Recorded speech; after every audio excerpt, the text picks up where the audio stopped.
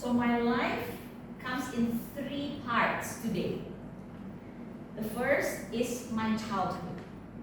The second part is my life as a young adult and youth, and my adult life, and in the back will be my old age.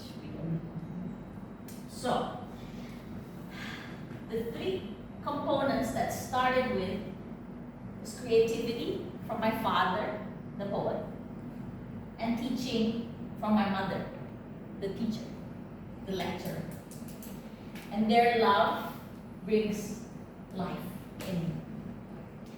And so I am this connection, and I feel it from before I was born. And as I grew up, I can feel this love in my adventure to the world. I am the love of God that comes to life. I'm connected to the earth and connected to the people around me. I am the love that my parents have for each other. Life is not always easy. It is sometimes a struggle. And in our struggles, we experience pain and emptiness. I was sometimes lonely and lost. But I enjoyed poetry reading with my father, going to class to watch my mother teach and comment and ask questions. And then my poem as a gift to my friend. It bore fruit. It was published in the newspaper. It was read and it made money. And it started this time in my life where I was really, really fruitful. I made lots of stories, articles, poems, pictures, creations. I earned money for my family. I saved money. I became famous. I interviewed the president, the head of UNICEF. I met Margaret Thatcher. But I also got lost. My bubble burst when I wrote my last article, which was titled "Lightning in the Eyes of Indonesian Children," because we were blinded by the blink.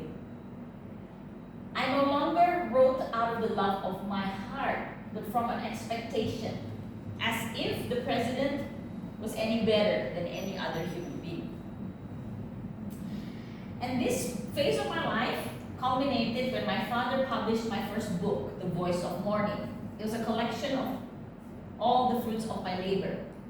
And I bought a gold necklace to save my money and a radio to listen to my father on the BBC.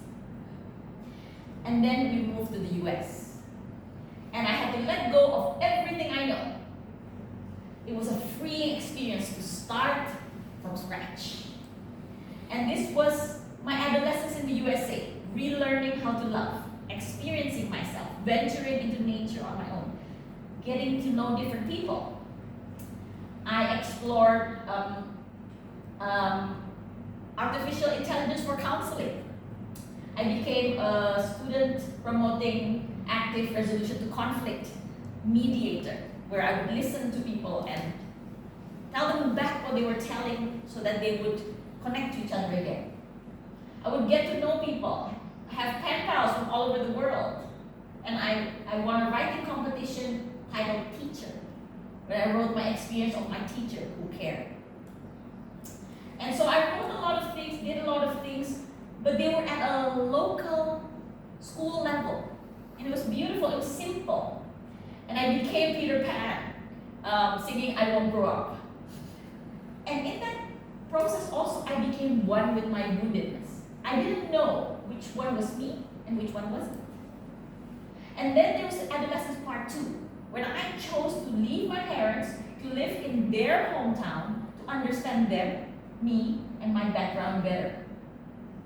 And I made friends, and I sang, and I performed, and I started expressing my woundedness through sickness, because I got sick a lot. And then I returned home to my family, and I sang at church and weddings, and I became a teacher. I started teaching English. And at one point, after I finished high school, I decided to become a doctor. Out of my love of life, my love of people, and my love of learning. It was my way of taking charge of my life.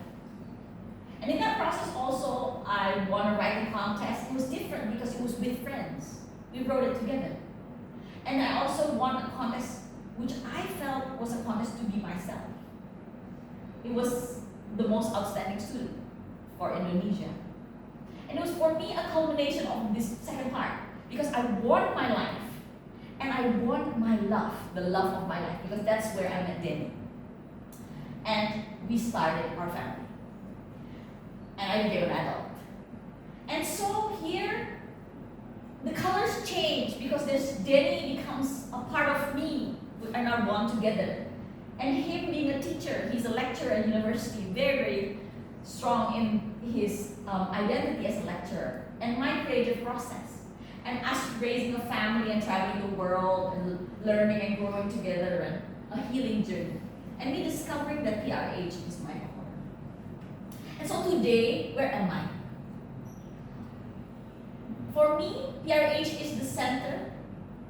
PRH, educator, and the core activities is who I am. And now, I am called towards creative processes for developing PRH, traveling as a part of my research. And a very important part is launching our children.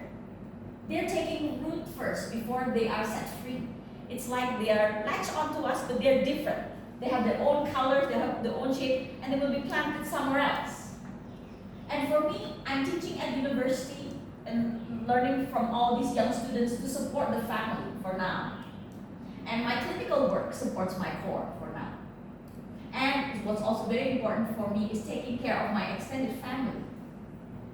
And the sentence I got from it is, the meaning of my life is to awaken life's meaning in others on earth. And today is my mom and dad's 46th anniversary. Exactly half of my life was spent with them, and the next half